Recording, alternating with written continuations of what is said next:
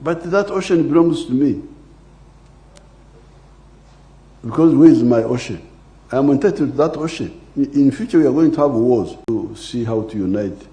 Because Uganda, even if you wanted to build a navy, how can you build it? We don't have access to the sea. The political organization in Africa is so irrational. Some of the countries have no access to the sea.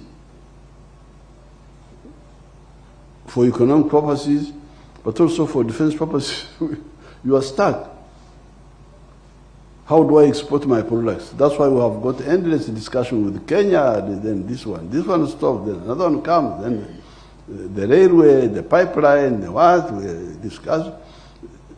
But that ocean belongs to me. Because where is my ocean? I am entitled to that ocean. In future, we are going to have wars.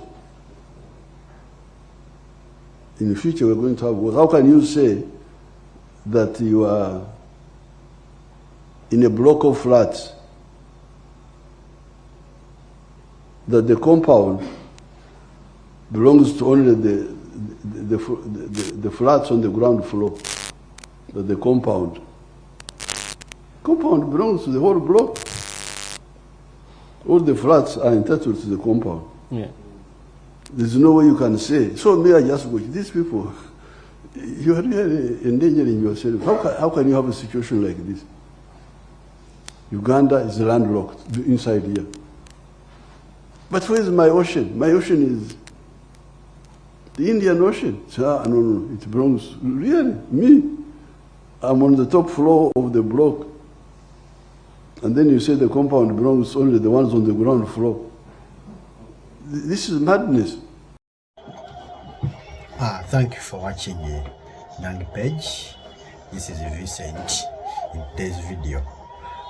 Today we are going to talk about the viral video of President Yoweri Museveni, where he mentioned that he is the owner of Indian Ocean. And I want to take this opportunity to let you, whether you are in opposition or you are in this government, for the good of Uganda, for the good of East Africa, for the good of Africa, and for the good of togetherness, for the good of our working environment, for the good of the growth of our economies in Uganda, East Africa, and Africa at large. Whatever President Museveni mentioned, that Indian Ocean, he owns Indian Ocean. I want to take this opportunity to tell each and every African, to let you know that you are the owner of Indian Ocean. He made a patriotic statement. We should stop criticizing whatever comes out of these people, however much we may be disagreeing with most of their things, but let's agree on this one. Because right now you cannot say that as East Africa we should enjoy our economy. We should be having an East African passport. We should be doing business together as East Africans when we cannot access some of those resources which facilitate our economic growth. So whatever he mentioned, I am in support of him. I may not be agreeing with most of the things he has done with this government or with the Ugandan government, but at a certain point, all of us we must agree that as we move towards market integration, economic integration, growth, working together with our people in other African countries, we should remember that whatever resources is surrounding us as Ugandan, as Kenyans, as Tanzanians, as East Africans, or as Africans. If you are to move together, we must share those resources. We have let very many foreign people from Western world to come and exploit our resources. And we never blame those people.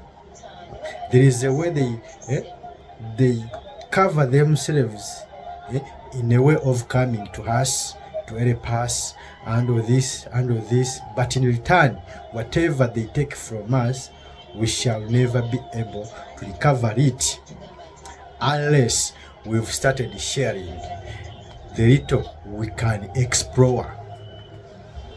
So, my fellow Ugandans, Kenyans, Tanzanians, Africans, whatever he mentioned, he did not mention it because he hates you, because he's jealous. No, he mentioned it for the good of togetherness of East African economy, for the good of African economy, and for the good of development of Africa. And that statement means a lot. You as a Kenyan, you own Indian Ocean. You as a Tanzanian, you own Indian Ocean. The entire African population owns Indian Ocean. So we shouldn't be divided because someone said it is mine, it is this, it is no. That Indian Ocean as Ethiopian is yours. Because we are here to utilize those resources. So we shouldn't use again those resources to divide us. Where someone gets a monopoly over such kind of resources like Indian Ocean. I'm sure if we start behaving like those white people who came in here and they divided us, if we stop behaving like that, I'm sure we shall go. We shall grow. And just know, those Western worlds, they are not here to see us growing. Whatever they bring us on table, it will never be good for us. It will never. So just please understand. Coming back to Uganda, whether you are in opposition, whether you don't agree, whether you've been like disagreeing with this government for so long, on this, all of us, we should agree.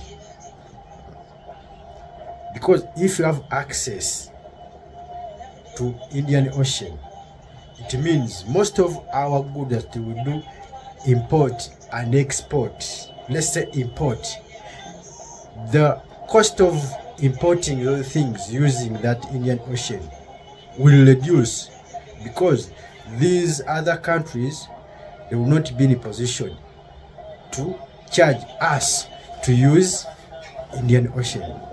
But you find that you get your things from China, you load a container, reach there at Mombasa, you have to clear with the Kenyan government, like at the port.